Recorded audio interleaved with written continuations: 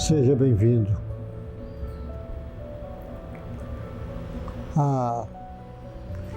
Esse caso que eu vou contar, eu já vivenciei isto, e vocês também já devem ter vivenciado, ou escutado, alguém contou, que é muito comum. Quantas vezes, eu lembro às vezes eu de plantão, em pronto-socorro, e às vezes era chamado, porque numa casa, uma pessoa morava lá só e tinha dias que não aparecia, as pessoas chamavam a atenção porque geralmente começava o mau cheiro. E chamava normalmente a polícia e chamava também o pronto-socorro. Ia lá, eu chegava, atendia, ia atender e abria a porta, lá o bombeiro às vezes abria, arrombava a porta e a pessoa estava lá, morreu sozinho, já estava até com mau cheiro, porque já começou o processo de decomposição, às vezes 3, 4 dias, 5 dias, é que chamava a atenção dos vizinhos por causa do cheiro.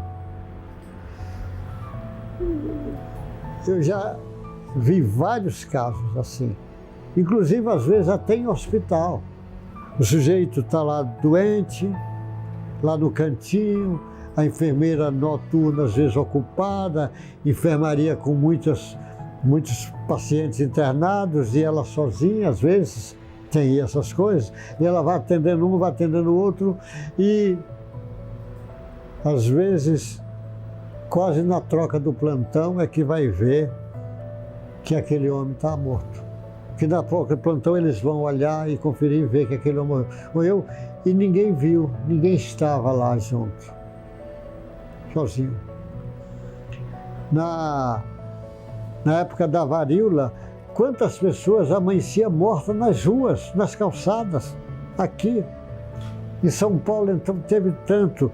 Tinha um grande espírita chamado Batuíra, que era um português, Batuíra, que tinha umas casas lá no Bexiga, naquela época, e ele levou as pessoas que tinham varíola, levava lá para as casas dele, eram várias casinhas que ele tinha, e ele, na época, não existia remédio, ele dava homeopatia, água fluídica, passe, fazia oração, dava comida, e não teve nenhum que morreu lá com o Batuíra, e teve centenas que o Batuíra atendeu, nenhum. Mas era muito comum, morte nas calçadas, morrer sozinho, sem ninguém. Naqueles trem da Índias, quantas vezes terminava quando o vagão ia limpar, estava um sujeito morto ali, morreu sozinho, ninguém viu.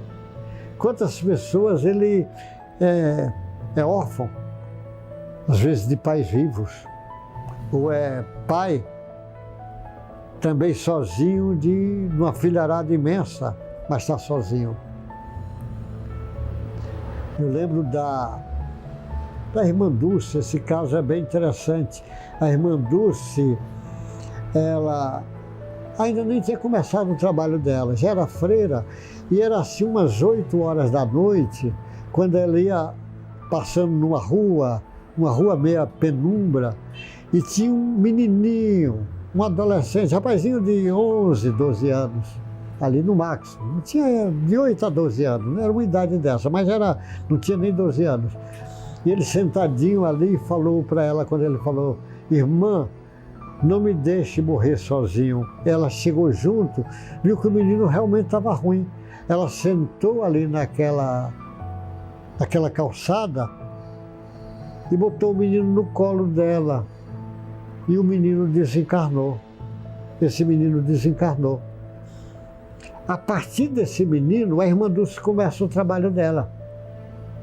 O trabalho é de tal forma que a irmã Dulce, antigamente, ela fazia todo o trabalho dela e no fim do dia ela saía com a Kombi recolhendo meninos que estavam nas ruas e levava para casa, para uma casa que ela tinha junto do hospital, lá, que já tinha o leite, já tinha caminha para o menino dormir lá, tomar seu leitinho de noite e dormir. Ela fazia isso em homenagem àquele menino que naquele momento disse, irmã, não me deixe morrer sozinho. Olha que lição, não me deixe morrer sozinho. E ela aprendeu ali. Eu lembro uma vez no hospital,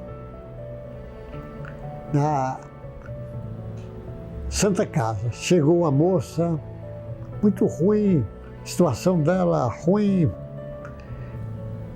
E era indigente, naquela época existia indigente, internar como indigente. Eu internei ela. Ela, o olhar dela, assim, um olhar profundo, como se eu quisesse entender aquela alma. Entendi, ela viveu uma vida sofrida, morou em cabarés, aquela situação ruim, e ela internou ali. E eu internei e fui visitá-la no quarto, naquele mesmo dia. E eu fui lá, e ela estava lá deitada, eu cumprimentei ela, peguei na mão, ela com a mãozinha bem fraquinha, veio a outra mão dela e pegou na minha mão e falou obrigado. Mas um obrigado com um riso bonito, e desencarnou essa menina. E eu fiquei pensando muito, aquela maneira dela dizer obrigado. Desencarnou sozinha, não tinha ninguém, não tinha família, não tinha ninguém. Devia ter, mas ninguém estava. Ela internou como indigente. Obrigado, e eu fiquei pensando, puxa, se fosse eu no lugar dela, não faria isso. Talvez eu reclamasse, né? Poxa, estou aqui sozinho, estou sofrendo, estou morrendo, ninguém me ajuda, dissesse alguma coisa. Ela apenas disse obrigado. Eu lembro do Daúde, um companheiro nosso aqui do Espiritismo, da cidade de Santos. Ele disse que foi uma vez de noite, de madrugada, pegou os cobertores, estava frios, e ele foi onde fica uma região que fica muito moradores de rua. Ele foi, deu um cobertor para um, para outro, e tinha um que estava todo encolhidinho assim, com jornais em cima, os jornais, estava frio, e ele, o homem olhou, o homem estava dormindo, ele pega o cobertor e bota bem devagarzinho assim no corpo dele, bem devagarzinho, até junto do pescoço, aquele cobertor quentinho, e vira as costas e vai embora. Quando vira as costas, escutou aquele homem dizer, Deus lhe pague. Ele disse uma frase tão forte que até hoje ressoa em mim, esse Deus lhe pague.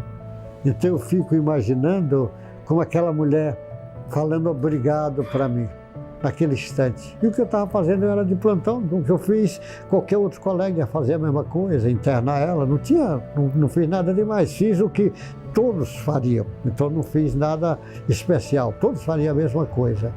Mas a maneira que ela disse é que foi diferente. Eu lembro o Chico contando um caso de um homem que morava sozinho, porque ele ficou com lepra, morava num barraco sozinho e estava ali sozinho. Estava já rouco, com aquela voz rouca que a lepra, quando vai tomando conta, às vezes dá esse tipo de sintomas, porque ela ataca, e ele rouco. E aí o Chico conta que esse homem estava sozinho, estava ali desencarnando, quando ele vê chegar um rapaz na porta da casa dele e vem falar com ele, ele diz, não se aproxime de mim, com a voz rouca, que eu sou leproso. E a voz disse assim, mas não se preocupe, eu estou aqui amando do Mestre Jesus, porque você vai comigo, porque foi o Mestre Jesus que disse para eu te levar até ele. Então morreu sozinho, mas não estava sozinho. Quantas pessoas morrem sozinho na rua, mas na realidade tem uma multidão de olho e é uma festa quando passa para o outro lado. E outro que está aqui, uma multidão e na realidade é um pobre miserável. Então, sozinho, você lembra que é assim, todos nós no momento do desencarne estaremos só diante de nós, vamos ver nossa vida ali naquele momento, rodando tudo, mas o mais importante é a gente lembrar, se você, quando o egoísmo do homem diminuir um pouco, ninguém vai morrer sozinho, vai ter sempre um irmão Dulce para botar no colo como aquele menino, vai ter sempre o Daúde escutando dizer muito obrigado, vai ter sempre uma escutando internada lá e dizendo obrigado, como ela disse para mim. Então, quando o egoísmo diminuir da sociedade humana, não vai ter crianças abandonadas na rua, não vai ter velhinho sozinho, porque sempre terá alguém de olho, não vai ter alguém que vai ficar 5 dias morto e os vizinhos descobrem por causa do mau cheiro, mas não descobriu que esse homem tem 5 dias que ninguém vê, apenas isto. Então o egoísmo do homem é que faz ainda muita gente morrer sozinho, mas isso vai acabar, porque a mensagem do Cristo é garantida, que o planeta Terra vai deixar de ser um planeta de prova e expiação e será um planeta de regeneração. Meu irmão, boa sorte, Deus te guarde, até o próximo encontro nosso.